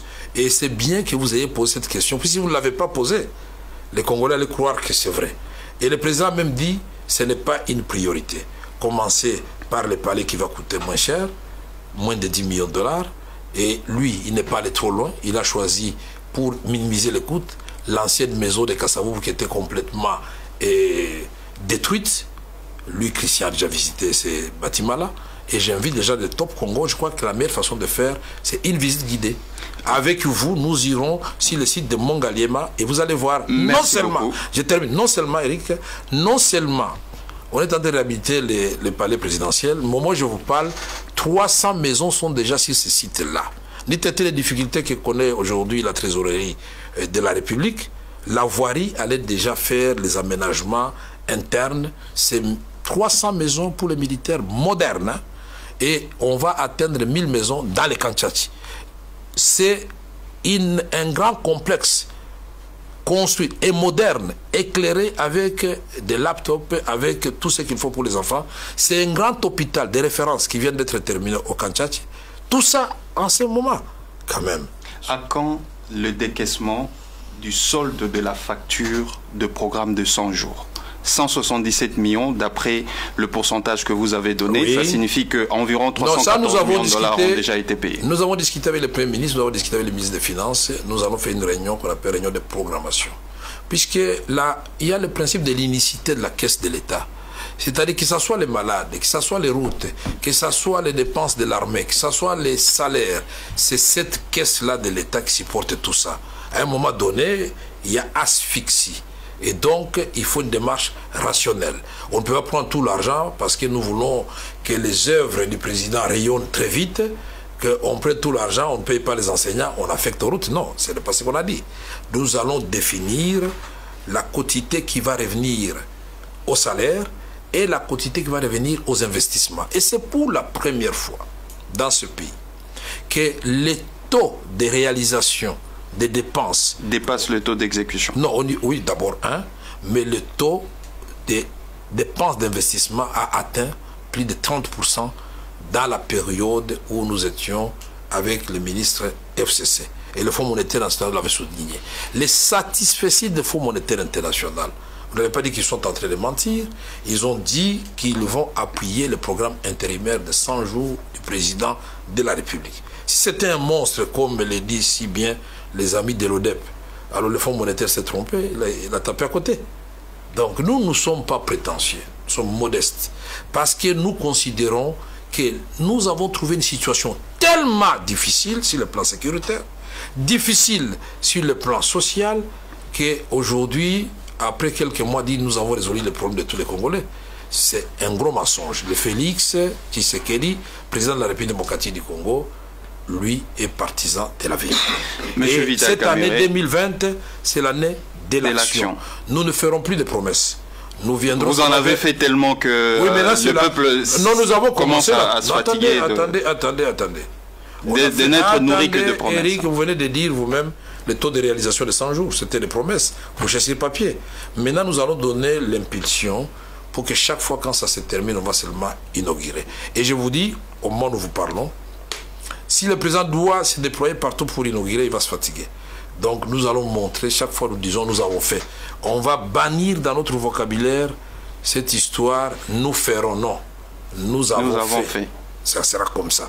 C'est ça l'année de l'action. Mais voilà. Quelle est la position du président de la République et la vôtre personnellement lorsque vous voyez le pouvoir d'achat du peuple congolais s'est dégradé d'une année à une autre? Il y a une année, le dollar était à 1620, 1630. Aujourd'hui, on est à 1700. Non, c'était exactement 16,6. Aujourd'hui, on est à 1,7. 7,3, 7,4, ça dépend. Oui. C'est ça. Le pouvoir d'achat a fortement baissé. Quelle est la position du chef de l'État? Relativisons les choses. Disons. Le pouvoir d'achat de la population, on met en adéquation deux choses. C'est qu'il touche comme salaire et les biens dont il a besoin pour satisfaire ses besoins. La dépréciation ronge son pouvoir d'achat. Est-ce que vous pouvez me laisser répondre? Je vous en prie. Répondez à ma place. On met en adéquation deux facteurs. C'est-à-dire, ce qu'il touche, les biens dont il a besoin, et c'est le prix de ces biens sur le marché. L'évolution de ces prix sur le marché, si ça va en haut, ça s'appelle l'inflation. C'est ce qui s'observe depuis septembre dernier. J'ai l'impression que Top Congo a des spécialistes dans tous les domaines. Donc c'est moi qui suis en train de répondre. Vous savez qu'on fixe toujours les seuils qu'il ne faut pas dépasser. Dans le cas du programme avec le Fonds monétaire international et au niveau de la sous-région, il ne fallait pas dépasser le 7,7. Et nous sommes à 4,6. Nous sommes dans le bon, mais nous ne devons pas nous en féliciter. On ne peut pas construire autant d'ouvrages publics.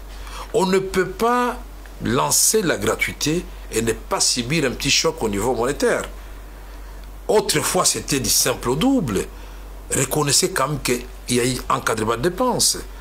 Et aujourd'hui, est-ce que vous savez les dépenses qui sont faites pour que le président qui a l'obsession de ramener la paix dans les Grands Nord, à Beni, Butembo et partout là-bas, les dépenses qui sont faites? Vous vous demandez, tous ces véhicules blindés, on les achète avec quoi? Toutes ces armes sophistiquées que nous ne voulons pas exposer au public. Aujourd'hui, nous avons des armes de tireurs de nuit. Mais quand on prend des villages comme ça, ce n'est pas par hasard. Donc, ce sont des dépenses qui sont faites dans le but de soulager notre peuple qui souffre à Beni, Butembo. Et si ça peut amener une petite inflation par rapport à la paix et à des vies humaines à préserver, ça vaut la peine, monsieur Eric. 2020, année de l'action, parlons de l'économie nationale. La RDC est en programme, le gouvernement est en programme de référence avec le FMI. Il y a des repères quantitatifs et structurels à respecter pour pouvoir avancer dans la négociation pour un programme économique à moyen terme. Quelle est la place de la restauration de la discipline budgétaire dans la gestion de l'exécutif national? Et vous avez reçu en même temps quelques propositions des ambassadeurs accrédités ici en République démocratique du Congo en ce qui concerne le climat des affaires. Comment allez-vous, les propositions pour l'amélioration du climat des affaires ici en RDC? Il fallait qu'on attende ça des ambassadeurs, c'est ça? Ils vous ont rencontré, ils ont rencontré le chef de l'État, il leur a... Oui, ce sont des propositions. Mais le chef de l'État avait déjà... Que faites-vous? Le chef de l'État avait déjà sa vision. Faire? Il vous a parlé de la création de l'Agence nationale des climats des affaires. Qu'est-ce qui est fait jusqu'à oui, c'est déjà fait. Beaucoup de choses sont faites. Nous sommes en train de diminuer et de supprimer toutes les poches de tracasserie. Nous avons été à Lubumbashi. À Kassoubali, ça c'était... plus d'une centaine de services. Le président les a ramenés à 4. Et je ne dois pas dire que ça a été respecté à 100%, mais au moins l'effort est fait. Et on est en train de faire ça partout. Ici, nous avons, quand nous disons que nous devons cesser avec des contrôles intempestifs, on dit, M. Caméré est en train de faire obstruction au travail de l'inspection générale des finances. Les contrôles réguliers, le premier contrôle qui s'est fait, c'est les régies financières, qui disent, non, monsieur l'opérateur économique, votre chiffre d'affaires que vous avez déclaré, il est faux. Et on fait ce qu'on appelle le redressement fiscal. Le contrôle de second degré, c'est l'inspection générale des finances. C'est un contrôle supérieur. Qu'est-ce qui se passe chez nous? Quand les vérificateurs des impôts sont sur le terrain, avoir soupçonné par exemple une brasserie ou un opérateur économique d'avoir faussé les chiffres pour que l'État gagne par exemple 100 milliards de francs congolais, et voilà, cet opérateur économique risé, il va s'arranger pour obtenir un contrôle supérieur qui anéantit tout de suite, puisqu'à partir du moment où l'inspection des finances arrive, les vérificateurs des impôts doivent partir. C'est débarrassé. Et à la fin, on trouve des chiffres du genre, ah tiens, les présomptions qui étaient situées autour de 100 milliards de francs congolais sont ramenées miraculeusement à 10 milliards de francs congolais. L'État perd l'argent. C'est comme ça, ma position m'a toujours été que l'inspection générale des finances était un outil à la disposition du gouvernement. C'est le gouvernement qui doit actionner l'inspection des finances pour quand il veut et quand il l'estime nécessaire pour qu'il n'y ait pas de confusion sur le terrain. On a ramené l'inspection des finances au niveau de la présidence, on a laissé les autres régies financières là où elles sont, donc nous pouvons envoyer l'inspection des finances quand nous voulons, mais en même temps on va trouver des missions de contrôle au même moment. La justice de son côté envoie des inspecteurs judiciaires pour contrôler les opérateurs économiques. L'ANR le faisait, et l'armée, la police, le gouvernorat, tout. Mais quel est cet opérateur économique qui va accepter de travailler dans un tel climat? Ça ne va pas. Élisée Audiard, Congo M Télévision. Tout au début de cette émission, vous avez vanté les mérites de la coalition avec le FCC pendant l'accession du président à la magistrature suprême. Pourquoi avez-vous opté pour la coalition par la suite? Oui, nous avons opté pour la coalition parce que nous aimons le Congo d'abord. Et pourtant la cohabitation, ça marchait bien. La cohabitation, non, madame. Mais vous venez de le dire tout à l'heure qu'avec 100% FCC, il y a beaucoup de projets qui ont bien marché. Avec étonnement. J'ai dit, j'étais étonné de voir que pendant la coalition, les choses ont évolué beaucoup plus qu'elles l'ont été pendant la cohabitation, pendant la coalition. C'est ce que j'ai dit. La cohabitation est bien plus compliquée. Même dans les pays à vieille démocratie, on n'avait qu'à voir quand vous avez Jospin, vous avez les Balladur et tout ça, on a connu Chirac. C'était pas facile. Mais si la cohabitation vous a permis d'atteindre certains objectifs aujourd'hui, est-ce qu'il y a moyen de faire un rétropédalage? Non, on ne peut pas le faire. Puis c'était une cohabitation de fait. Pourquoi? Il y avait des ministres qui n'étaient pas ici de l'Assemblée nationale, qui n'étaient pas ici de l'Assemblée nationale. On était dans une sorte de transition pour attendre que les députés qui ont été élus puissent élire leur bureau et adopter le programme du Premier ministre pour que l'on forme finalement le gouvernement. Mais à tout point de vue, la coalition c'est une bonne chose puisque vous parlez, vous avez le sentiment d'appartenir à une même famille mais qui est au fait bipolaire, mais au moins vous avez des passerelles de communication. Donc je peux parler au Premier ministre Ilunga Ilunkamba comme à un ancien professeur qui m'a donné cours, je peux parler au ministre des Finances Sele, comme à un ancien étudiant à qui j'ai donné cours aussi à mon tour. Il peut vous parler comme le directeur de cabinet que vous êtes, un administratif. Absolument. Comme son grand frère, il m'appelle toujours. Un administratif qui il n'est pas administratif. Il n'est pas administratif. Moi je suis administratif. Qui vous a dit ça? Qui vous a dit ça? Et pourquoi je signe le contre-essai des ordonnances présidentielles? Vous n'avez pas fait attention à ça. Certains estiment que vous outrepassez aussi vos droits, vos prérogatives. Non, ce sont peut-être mes prédécesseurs qui ne connaissaient pas leurs droits.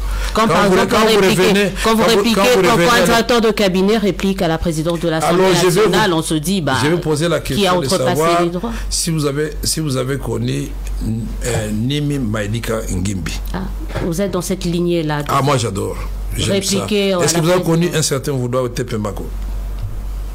Cette fonction, il faut la valoriser. Directeur du cabinet chef de l'État, ce n'est pas une petite fonction, c'est une grande fonction.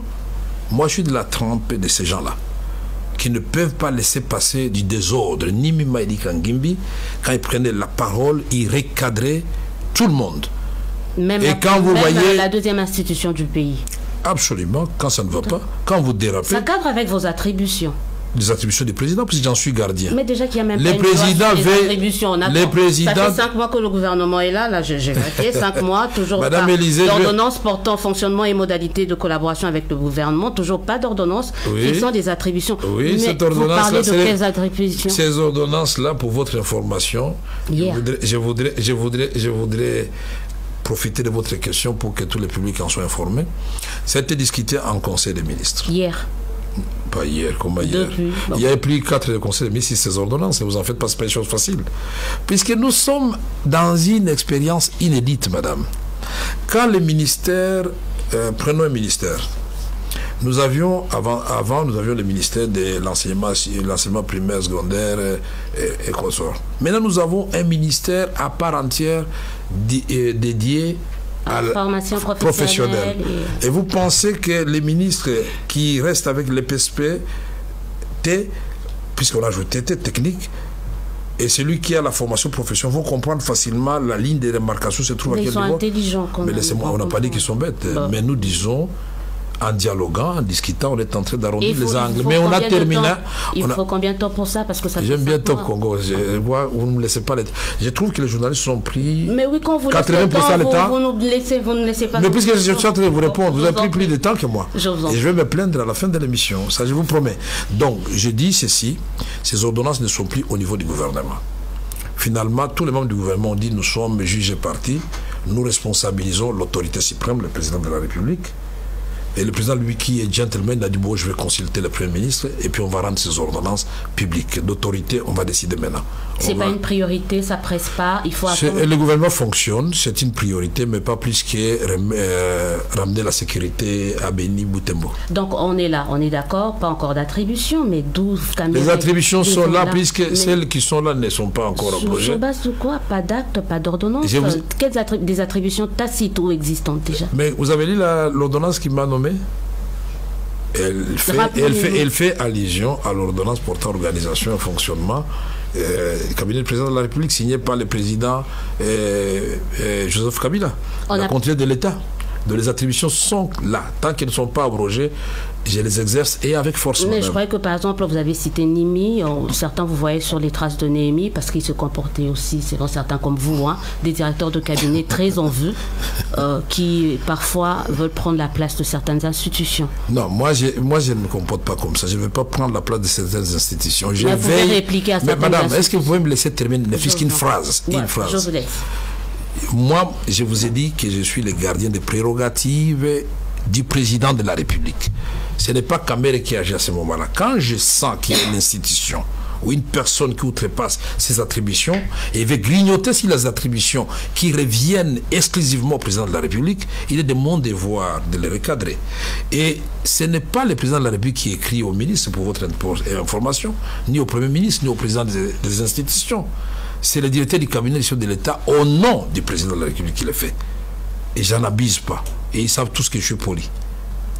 Donc, ce n'est pas là le problème. Le problème, c'est de savoir est-ce que chacun de nous peut être comme Kamere, remplir complètement et avec force ses attributions, et les choses vont se porter très bien. Tout à l'heure, lors de certaines... Vous voulez les hommes faibles ou forts?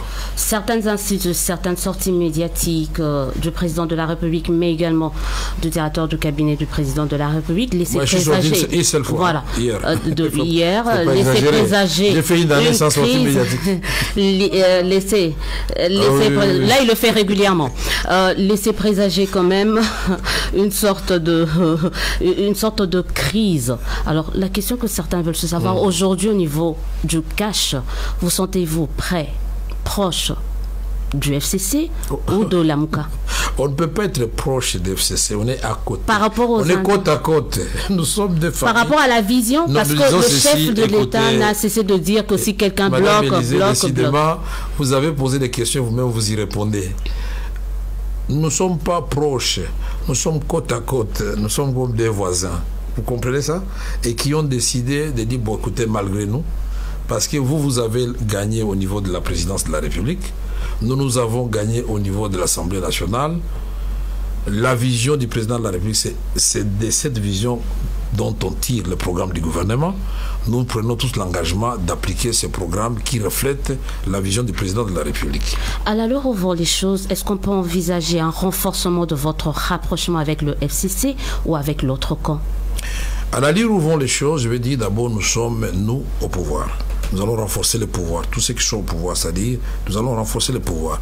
Mais en même temps, nous allons faire que ce que Félix Tshisekedi a commencé, c'est-à-dire la libération des prisonniers politiques d'opinion, la liberté d'expression, que l'opposition se renforce. Il est temps que l'on puisse désigner le porte-parole de l'opposition.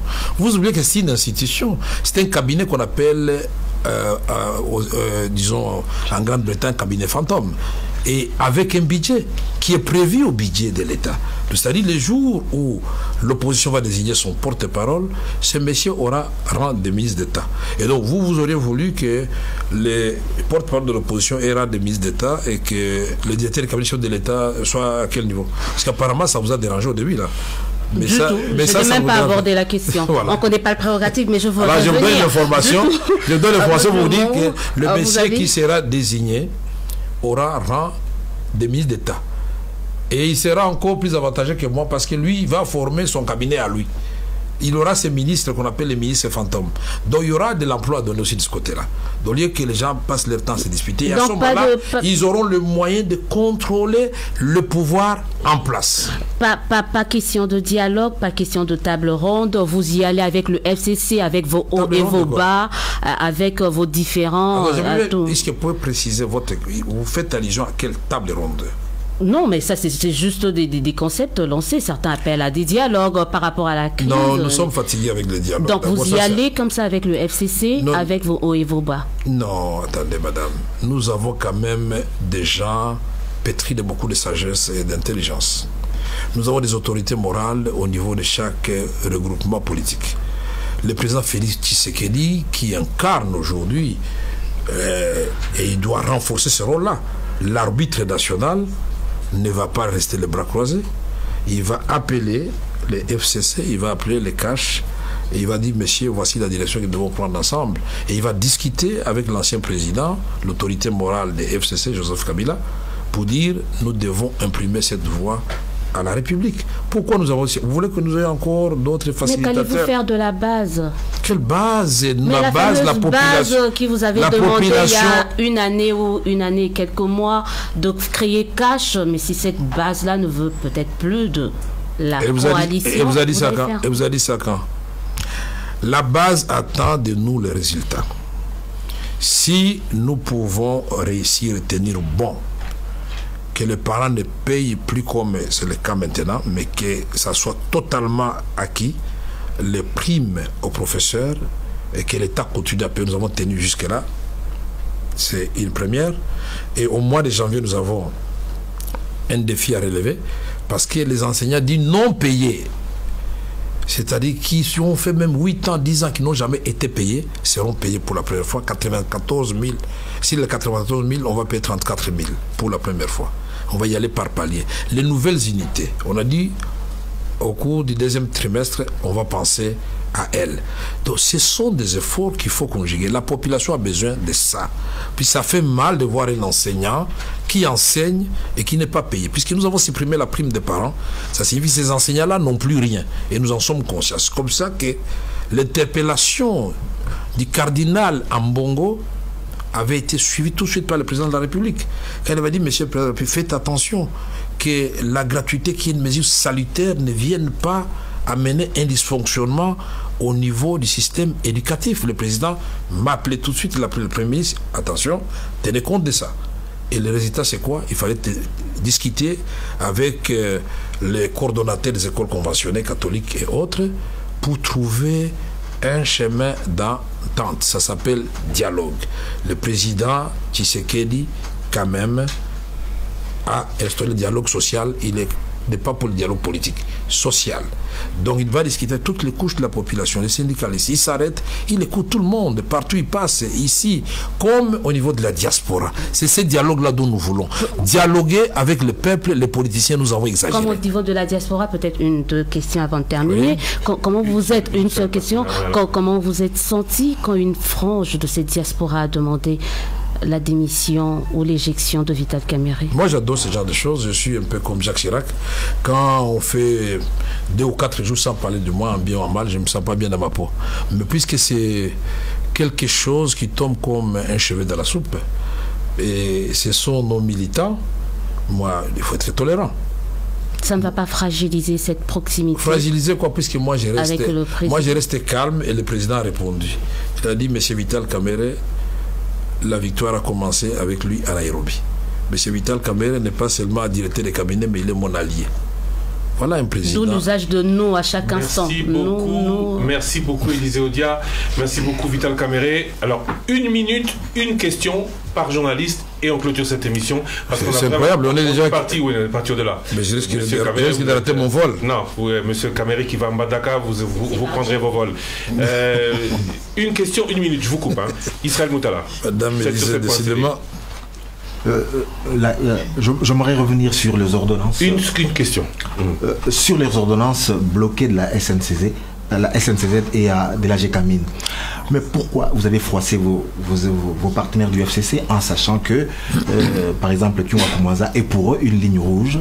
Pourquoi justement? Ça, je ne savais pas. Ligne rouge, pourquoi? Parce que nous sommes contre l'exclusion.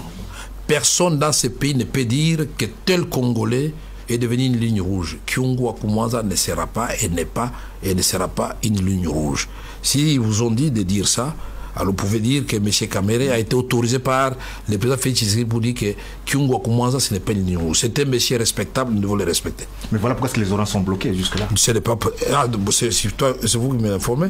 C'est à cause de Kyunga Koumaza? Non, moi je vais vous dire que nous sommes des grands hommes. Nous avons eu des discussions au sommet. Ces ordonnances vont être mis dans le lot de tout ce que nous sommes en train de faire et tout le monde va se retrouver à sa place. Tranquillisez-vous, très rapidement. Que vaut une lettre de démission? On avait dit une question.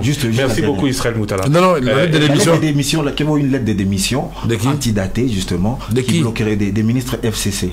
Que vaut cette lettre de démission? Parce que le président avait dit qu'on les a fait signer des lettres de démission. Ça vaut quoi une lettre de démission des ministres FCC? Alors là, je crois que vous allez inviter les porte-parole de FCC, va vous expliquer ça. Parce que moi, je ne suis pas au courant de ça. Merci Israël Moutala. Eric Ambago, une question. Félix Tshisekedi va rencontrer Joseph Kabila ces jours-ci? Ça, je ne saurais pas. Je ne suis pas ni secrétaire particulier ni chef du protocole du président de la République. Je suis directeur du cabinet du président de la République. Et le comité de suivi de l'accord cash FCC, on en parle plus? Non, il travaille. Ce n'est pas oublié, contrairement à ce que les gens pensent. Il travaille. Je peux vous tranquilliser. Là, je peux vous répondre. Il travaille. Mais nous ne sommes pas pour les chaos. Nous sommes pour aller de l'avant. Mais que Jean-Marc Aboud dit que jusque-là, on est encore, on n'est pas sur la table de discussion. Mais est-ce que vous avez oublié que chaque fois que les Congolais se rencontrent, c'est toujours d'éternels recommencements? Mais pour arriver à l'aboutissement de Sun City, Christian Lusaka était avec nous, il était témoin. Il a vu, c'est pas facile les discussions. Puis chacun tire la couverture de son côté. Qui va sortir perdant, qui va sortir gagnant, jusqu'au moment où on trouve le juste milieu. Et là, je pense que les deux autorités morales ici sont interpellées pour reprendre le dossier qui est déjà terminé à 99% et pacifier, assainir l'environnement politique. Il n'y aura jamais de rupture. Je ne suis pas un prophète, moi je suis un politicien, directeur du cabinet du président de la République. Qu'il n'y aura pas, non. J'ai dit, nous allons faire en sorte qu'il n'y ait pas de rupture, qu'il y ait renforcement de cette union au niveau du pays, même avec l'opposition, nous pouvons nous unir dans des objectifs communs. Puisque quand il s'agit de l'insécurité, il n'y a point d'opposition de la majorité. Quand le pays est menacé, l'opposition hausse le ton et nous suivons aussi l'opposition. Donc il n'est pas question de dire tout ce que l'opposition dira est mauvais. Non. Ça, c'est une autre façon de gérer que nous ne voulons pas. Nous allons accepter tous les conseils, toutes les critiques sont bienvenues. La minute Kambundi. Monsieur Kamere, une partie de l'opinion était surpris d'apprendre que James Kabarebe, que vous avez accusé d'avoir conduit des troupes rwandaises pour tuer des Congolais sur le sol de la RDC, soit devenu votre ami et frère au point, voilà, qu'il y ait eu cette polémique autour de l'affaire des vaches, on va dire. Donc vous étiez convaincu en me posant cette question, je vais sursauter, n'est-ce pas? Non, c'est une question. Je ne sursaute pas. Moi, je vous ai dit que mon leadership à moi, c'est selon le modèle de Jésus-Christ. Et j'ai tout dit là-dedans. Non, moi, on veut pas. Voilà, j'ai tout dit là-dedans. Nous voulons la paix. D'accord. Nous voulons la paix. La paix a un prix à payer. Et je suis un Africain. Vous savez que Nelson Mandela. Quel est votre point de vue? Quel est votre point de vue? Oui, ça va se terminer. Mais la question de James Kabarebe. Quel est votre point de vue lorsque M. Emmanuel Ramazani Shadari promet de déstabiliser le pays si on touche Albert Youma? Non, ça, je lui dirais ça en privé, puisque c'est un jeune frère à moi, que j'aime beaucoup l'intelligence, mais je crois que là, il a dérapé un peu. Puisque c'est de bonne guerre, c'est chef du parti, il le fait dans le cadre de son parti. Moi, je vais revenir sur votre question. C'est vous qui Oui, je prolonge, puisque c'est important. Je n'aime pas les zones d'ombre. Pour vous, quelle avait été votre réaction quand Mandela avait pris tout le monde à contre-pied? Il dit, moi j'accepte d'être le vice-président de Frédéric Leclerc, qui m'a fait passer 27 ans, 28 ans en prison. Voilà un homme. Et après, qu'est-ce qu'il a fait? Il a élevé Mandela, il est devenu président de la République. Le Congo, c'est un grand pays. Le Congo doit faire en sorte que tous les 9 voisins-là comprennent que si le Congo se relève, et ils vont aller encore davantage mieux. Et c'est ce que nous sommes en train de faire aujourd'hui. Parlons d'un étranger que vous avez accusé d'avoir tué des Congolais. Eric Chikuma Zumeko. Monsieur Kamere, quand est-ce que le peuple congolais pourrait connaître le salaire du chef de l'État et celui de tous les animateurs des institutions? C'est une promesse de campagne. Oui, quand vous le voudrez, on verra la présidence, je vous montre les fiches de paye du président. On ne peut pas en parler. Si je ne voyageais pas maintenant, on descendrait, je vais vous montrer ça. Et les salaires des directeurs des cabinets, je peux vous les donner tous. Vous voulez que je vous les donne maintenant? J'ai 12 millions de francs congolais. Chaque mois? Oui, chaque mois. Ça apparaît beaucoup, n'est-ce pas? J'ai 12 millions. Je vous les donne tout de suite. J'ai 12 millions. Qu'est-ce qui est fait à votre niveau, au niveau de la présidence de la République, pour veiller à ce que le programme de référence se solde par un succès? Nous allons faire en sorte que nous travaillions en étroite collaboration avec le gouvernement. D'abord, moi, je participe au Conseil des ministres. Nous allons ou nous faisons? Nous travaillons. Mais vous allez poser votre question future. Qu'est-ce que vous allez faire? Alors moi, je vous réponds sur futur. Si vous m'avez posé la question, qu'est-ce que vous faites? J'allais vous répondre au présent. J'ai fait comme le cours de grammaire. 20 années de l'action, quelles sont les actions présidentielles qui seront menées pour lutter contre la corruption? La réforme de la justice, il faut la mise en place des magistrats, puisque ça relève exclusivement du président de la République, mais ne doit pas prendre n'importe quel magistrat, puisqu'il ne faut pas déplacer Saint-Pierre pour Saint-Paul, mais il doit le faire rapidement, donner des signaux clairs que ces magistrats-là nommés vont recevoir des assignations claires. Et c'est lui qui va contrevenir aux instructions du président de la République. Sera frappé sérieusement par le Conseil supérieur de la magistrature. Élisée Odia, pour Web Télévision. Affaire de 100 millions, affaire Youma, par le côté politique, le côté financier de l'affaire. Mais vous savez que c'est vous, la presse, qui avez fait de cette affaire un buzz. C'est une gestion normale dans une entreprise qui peut connaître des hauts et des bas. La GECAMIN est une entreprise publique qui a contracté des dettes auprès d'une société étrangère. Maintenant, les modalités de remboursement, c'est de ça dont nous parlons. La première question de savoir, est-ce que la GECAMIN avait oui ou non contracté cette dette? Si c'est oui, c'est bon. On est encore au niveau de si ou c'est oui. Non, mais je suis en train de vous parler à vous, puisque vous ne m'avez pas appelé Youma. Pourquoi vous voulez confondre Youma? Je pensais que vous alliez répondre. Non, madame oui, Élisée, il ne faut pas ajouter de l'huile au feu. Bon, les gens sont en train de confondre Youma avec la GECAMIN. Youma n'est pas la GECAMIN. Youma n'est qu'un serviteur. Pourquoi vous voulez persécuter cet homme? Alors, condamner toute la GECAMIN, alors. Donc, moi, je dis toujours la présomption d'innocence. N'ajoutez pas de l'huile au feu. Je fais poser les questions. Alors, donc, quand le président de la République a dit que le dossier se trouve chez le procureur général de la République, le procureur nous dit l'aboutissement de cette affaire. Ce n'est pas compliqué. C'est de savoir est-ce qu'il y a eu prêt, oui ou non. Est-ce que ce prêt est allé à la GECAMIN, oui ou non. Est-ce que l'argent est arrivé chez l'État, oui ou non. Est-ce que la procédure était normale. Est-ce que nous devons sanctionner? Qu'est-ce que nous gagnons en sanctionnant? Qu'est-ce que nous perdons en sanctionnant? Nous sommes dans une période très fragile. Mais ce que nous devons dire ici, c'est un dossier qui est en train d'être à la fois suivi par le procureur général, mais aussi au niveau des autorités morales. Les mêmes questions valent également pour l'affaire 15 millions. Non, 15 millions, ça n'a rien à voir. Quel 15 millions? 15 millions, c'est le comité de suivi des prix des produits pétroliers. Vous êtes tellement collé à 15 millions. Oui, on m'a collé à 15 millions, mais ça m'étonne que vous tous, journalistes, là, ça date de près d'une année, vous n'avez jamais été au ministère de l'économie, voir les conseillers économiques, puisque je fus moi-même conseiller économique au ministère, à la vice-primature de l'économie à l'époque du professeur Zandabwana, que je salue en passant. J'ai travaillé avec le professeur Nyambo Chabani. J'ai travaillé avec beaucoup, si ce dossier-là. J'ai travaillé avec les ministres Moussobekwa, de la décote et de la fixation. De la commission. De répondre à la question, ce qu'elle a fait madame, si c'est ce que vous voulez. Laissez les auditeurs apprendre. Je crois que c'est ça le but de Top Congo. Je vous en prie. La structure des prix des produits pétroliers. Mais pourquoi vous vous posez pas la question de savoir, personne n'a jamais brandi la répartition de ces 15 millions. Or, ce n'est pas compliqué à savoir. Il suffit d'aller au ministère de l'économie, on vous donnera la répartition.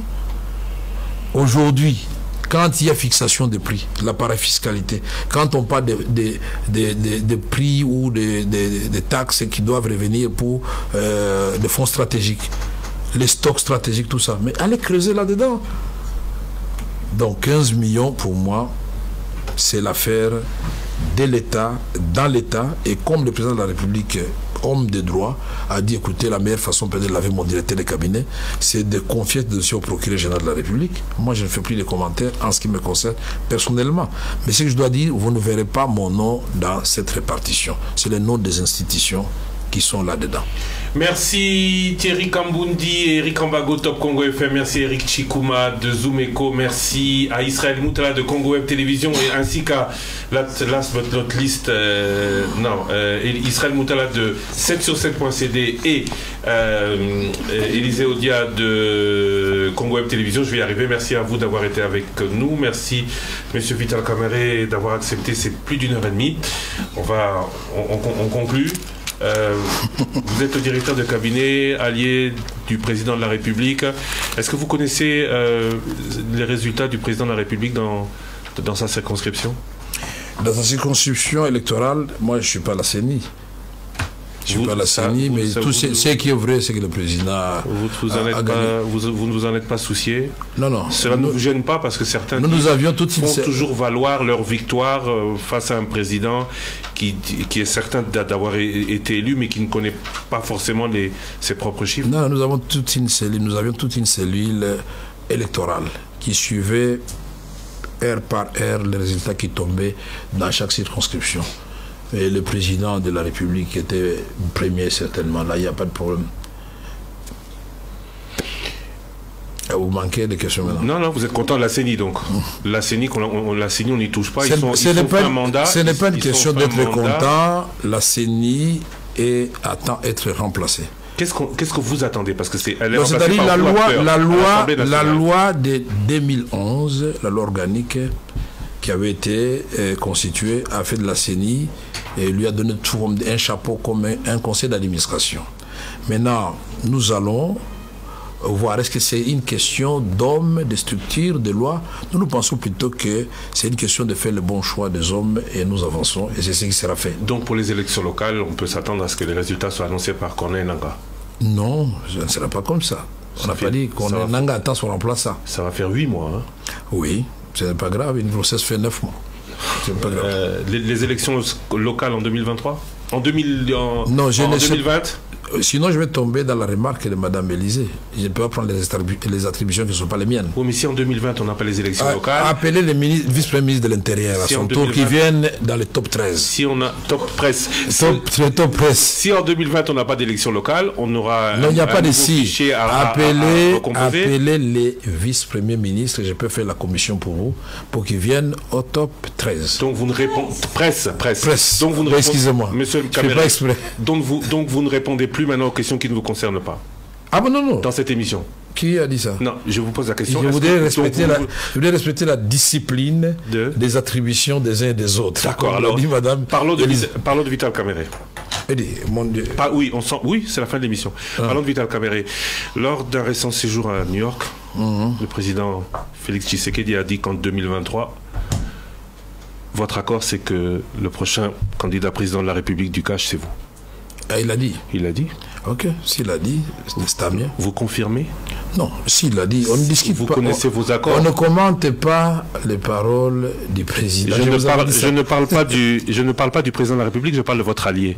C'est dans vos accords, vous êtes candidat en 2023? Non, nous, ce qui nous préoccupe maintenant, le président et moi-même, l'IDPS et l'INC, c'est que nous fassions de ce premier mandat du Cache un succès total sur le plan des réponses attendues par le peuple congolais.